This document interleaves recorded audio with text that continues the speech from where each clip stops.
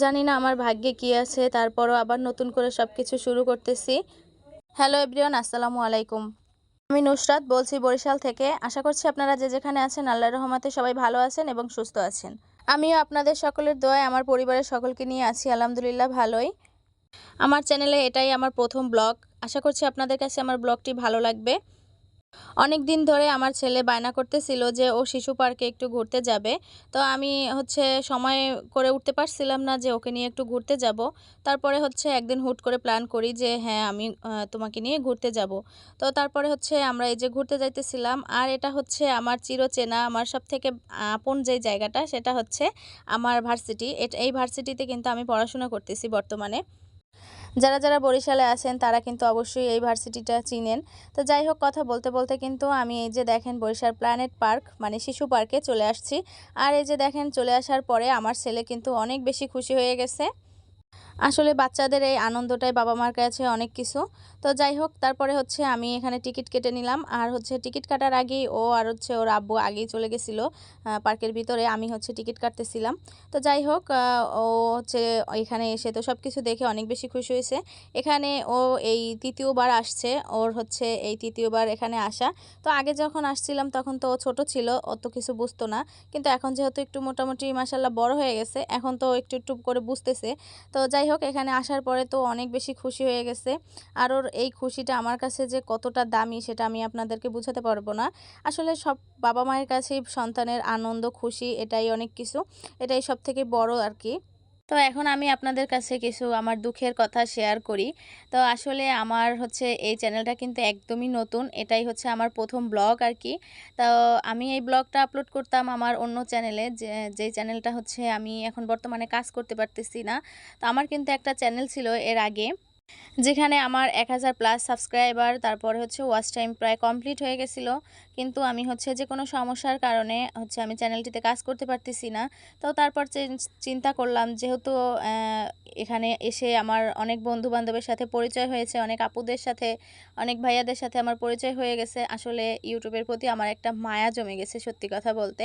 তো যাই হোক, আমরা যেহেতু গৃহিণী মানুষ, তারপরে বাসায় একা একা থাকি, ইউটিউব প্ল্যাটফর্মটা আমাদের সবার সময় কাটানোর একটা স্থান পেয়েছি আমরা, যেখানে এসে আমরা আমাদের মনের ভাব প্রকাশ করতে পারি। তো যাই হোক, এখানে কাজ করতে করতে কিন্তু একটা আলাদা রকমের মায়া তৈরি হয়ে গেছে।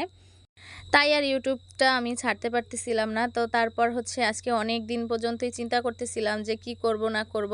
তো আপনারা সবাই দোয়া করবেন যেন আমার আগের চ্যানেলটা ঠিক হয়ে যায়। তাহলে আমি আগের চ্যানেলেও কাজ করব, এটাতেও কাজ করব। তো আমি তাহলে দুই চ্যানেলে কাজ করার চেষ্টা করব। কিন্তু আমার ওই চ্যানেলটার প্রতি আমার একটা আলাদা রকম মায়া, কারণ ওই চ্যানেলটা আমার জীবনের প্রথম চ্যানেলে আমি যে কাজ করছি, এটা অনেক কষ্ট করে আমি চ্যানেলটাকে এই পর্যন্ত আনতে পারছিলাম।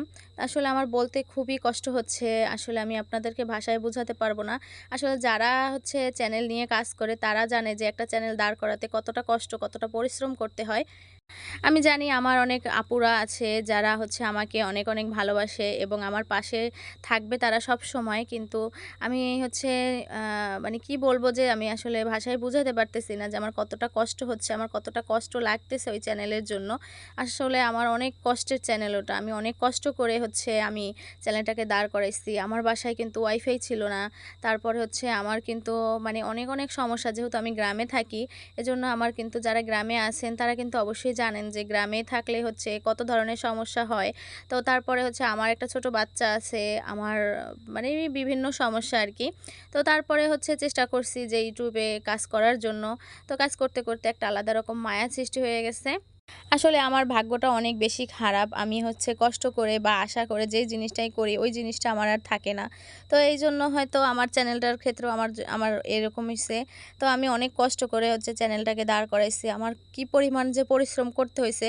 যারা যারা ইউটিউব চ্যানেলে কাজ করে সবাই কি এরকম কষ্ট করে চ্যানেল দাঁড় করাতে হয়। সবাই আমার জন্য দোয়া করবেন যেন আমার চ্যানেলটা ঠিক হয়ে যায়। আমি জানি হচ্ছে আবার আপনাদের মাঝে আমি ওই চ্যানেল থেকেও আপনাদের মাঝে আমি নতুন নতুন কাজ নিয়ে আসতে পারি।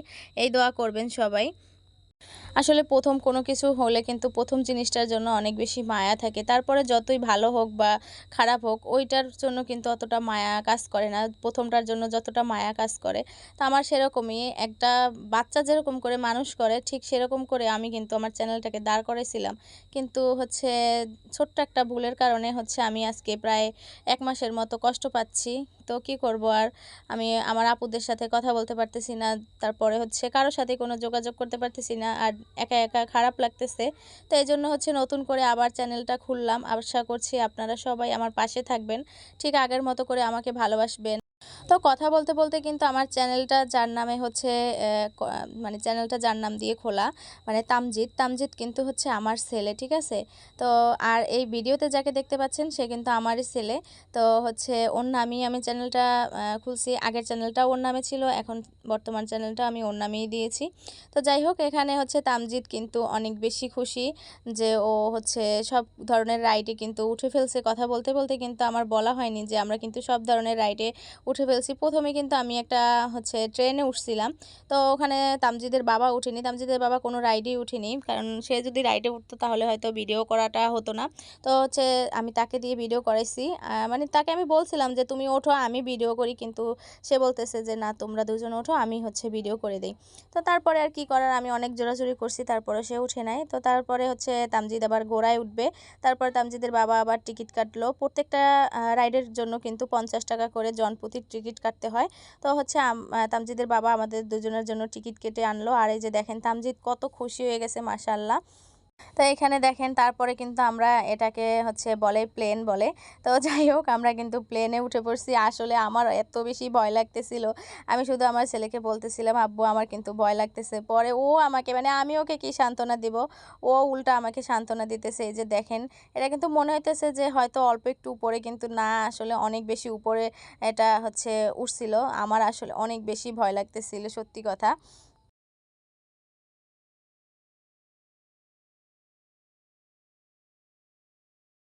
তবে সব ধরনের রাইডের থেকে আমার কাছে এই রাইডটা সবথেকে বেশি খারাপ লাগছে। কারণ এই রাইডে আমি কখনো আর উঠি নাই। তামজিদও কখনো উঠে নাই। আমরা আজকে ১ম উঠছি। আমার এত বেশি ভয় লাগতেছিল আর মাথা প্রচণ্ড লেভেলের ঘুরতেছিল সত্যি কথা। আমার আসলে মানে এই রাইডটা একদম পছন্দ ছিল না। আর তামজিদও বলতেছিল, "আম্মু আমারও মাথা ঘুরাইতেছে।" তো তারপরে আর কি করার এখন তো আর থামবে না। তারপরে হচ্ছে আমরা নামার পরে আমি কতক্ষণ বসেছিলাম এই যে এখানে আমি কতক্ষণ বসেছিলাম। তামজিৎরেও বলছিলাম যে, "আব্বু তুমি এখানে রেস্ট করো।" ও তো আর ছোট মানুষ, ও তো আর বুঝে না, ও তো দুষ্টামি করতেছে। কিন্তু আমার আসলে অনেক বেশি খারাপ লাগতেছিল। আমার আসলে এই রাইডটা একদম পছন্দ হয় নাই। তো যেহেতু শুক্রবার ছিল সেহেতু হচ্ছে মোটামুটি ভালোই পার্কে হচ্ছে মানুষজন ছিল, বাচ্চারা ছিল। তো এখানে আসলে বাচ্চাদের জন্যই সব ধরনের রাইড। তো এখানে তামজিৎ হচ্ছে তার পছন্দের ডোরিমন দেখে ফেলছে। তারপরে এখানে যাওয়ার সময় একটু কাদা ছিল যেহেতু বৃষ্টি ছিল ওইদিন। তো হচ্ছে তামজিৎ ওখানে একবার চলে গেছে, ওর আব্বু নিয়ে গেছে। পরে আমি আস্তে, আস্তে গেছিলাম। এই যে দেখেন কি পরিমাণে কাদা ছিল। তো তারপরে তামজিৎকে হচ্ছে তামজিদের আব্বু এই ডরিমনের উপরে বসাই দিছে। আর তামজিদের ডরিমনটা অনেক বেশি পছন্দ।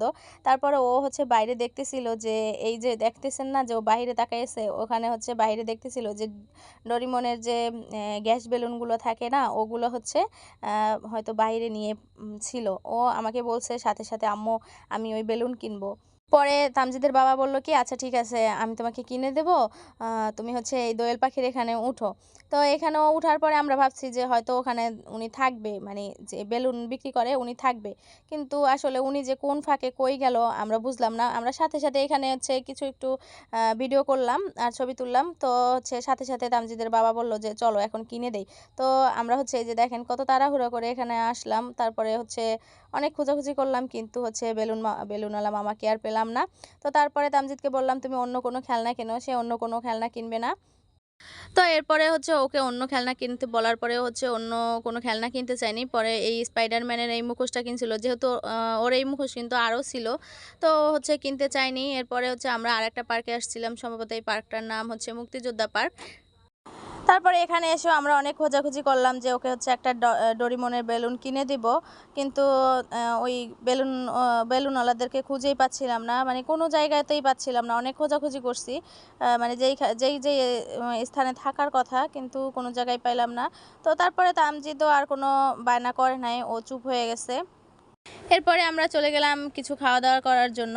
খাওয়া দাওয়া বলতে তো বাইরে বের হলে ফুচকা তো খাওয়াই লাগবে। তো তারপরে হচ্ছে আমরা ফুচকা খেয়ে নিলাম। তো ফুচকা খাওয়াটার পরে হচ্ছে আমরা বাসার উদ্দেশ্যে রওনা দিয়ে দিলাম। তো এই ছিল আজকের ব্লগ আমার। আমার কোনো কথায় যদি ভুল ত্রুটি হয়ে থাকে তাহলে অবশ্যই আমাকে ক্ষমা করে দিবেন। আর আপনাদের কাছে আমার একটা অনুরোধ থাকলো, যদি আমার ভিডিওটি ভালো লেগে থাকে অবশ্যই আমার চ্যানেলটিকে সাবস্ক্রাইব করে দেবেন। আজকে এখানেই বিদায় নিচ্ছি। আল্লাহ হাফেজ।